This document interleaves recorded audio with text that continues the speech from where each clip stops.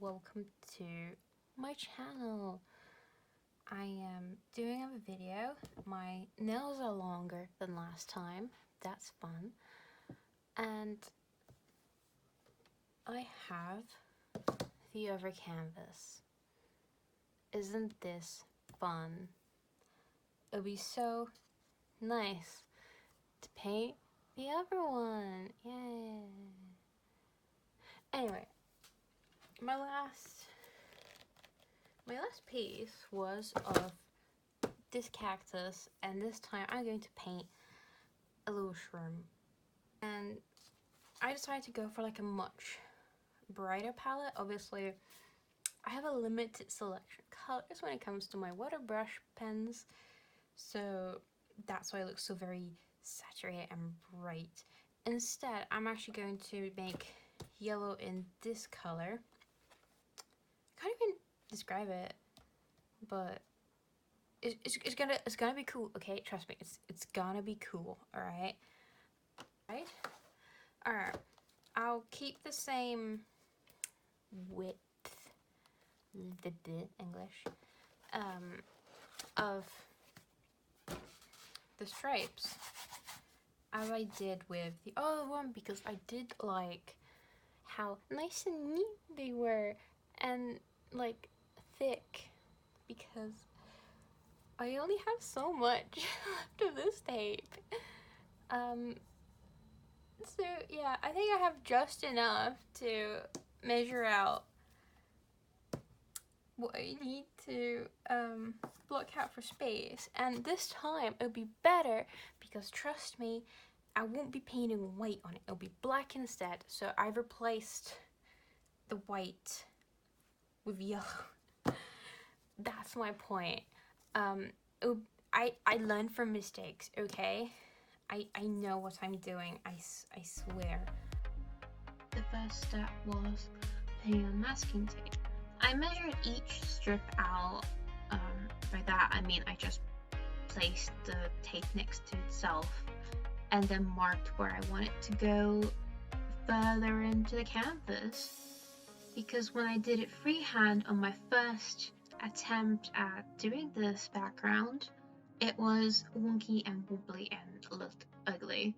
So I didn't think to use masking tape at first, but suddenly I had this revelation to do it. And wow, amazing, it did its job, and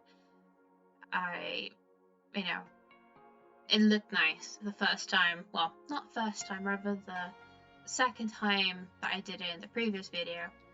And it was so much easier to put the paint in, and the black and the yellow went on really nicely. So when I went to paint the pink, the pink was actually the only color I have brightened up. It was a little too saturated for my liking, and it kind of like, it was bright, like it stood out so much. So I added some white to make it like a lighter pink, but again, in my infinite glorious wisdom, I didn't mix enough paint. So you see a really patchy, diluted paint job that I did at first, and I had to scrape the paint really bad to, cover it up so it wasn't so like watery. And the second coat looked better, but like if you looked closer, it wasn't that good. Not to mention I had to repaint a lot of the edges all over again, so yeah, I had to make a whole new batch of it, and it didn't look quite right, so I just covered it all. And then later on, I started painting out the basic shape, but before that, I did sketch it out. I made a quick sketch off screen of what I wanted the shape to be. It was a little baby mushroom. I looked up reference pictures because I didn't do that when I painted my cactus. So instead, I was like, hey, I'm thinking one step ahead. I'll find a good reference picture, and so I did. And I only used the reference picture for the sketch. I didn't use it for anything else, so everything else was just freehand with my dumbassery. Whose idea was it to give me an art degree? I don't know. I don't have one. Lol. But I started painting out the base, which is the red. I wanted to kind of block out the shape first, and then later I added purple.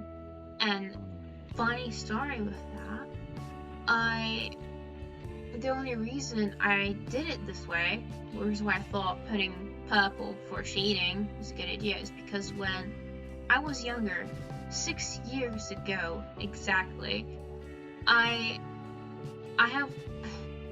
have been in the process of doing my GCSEs, and I have been using, colored pencils to, color things in. That's pretty much majority of my project was with colored pencils.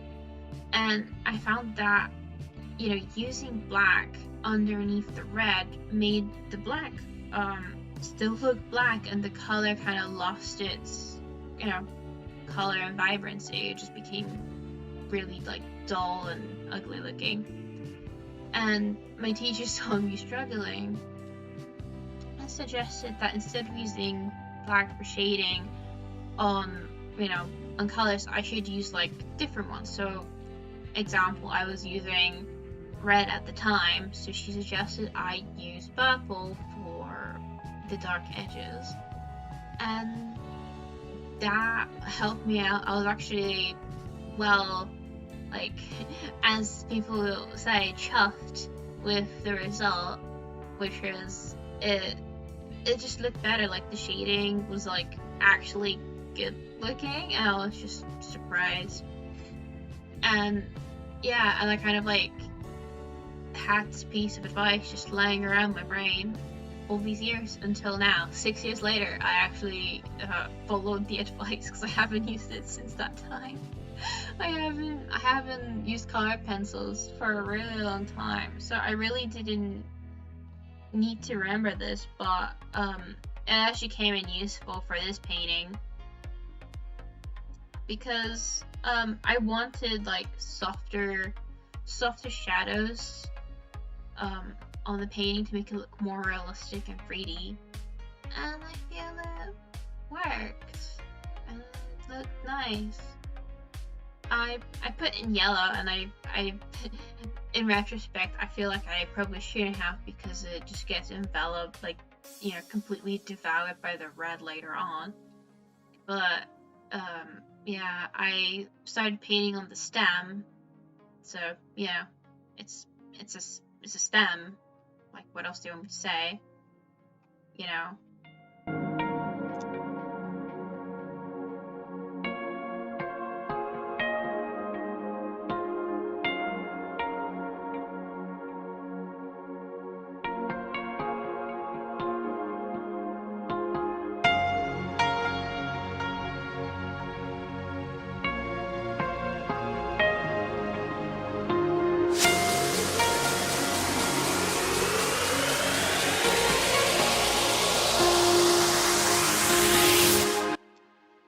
After putting on the final touches of red, I add the white mushroom dots, because it's a poison mushroom.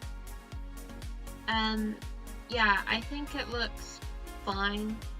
I painted the bigger spots with like a brownish off-white, and added pure white to the top of it to give the illusion of light shining on it. And yeah, for the record, the final picture will be up on my Instagram, so you can go see what it looks like in the end. So I will be seeing you guys. Bye.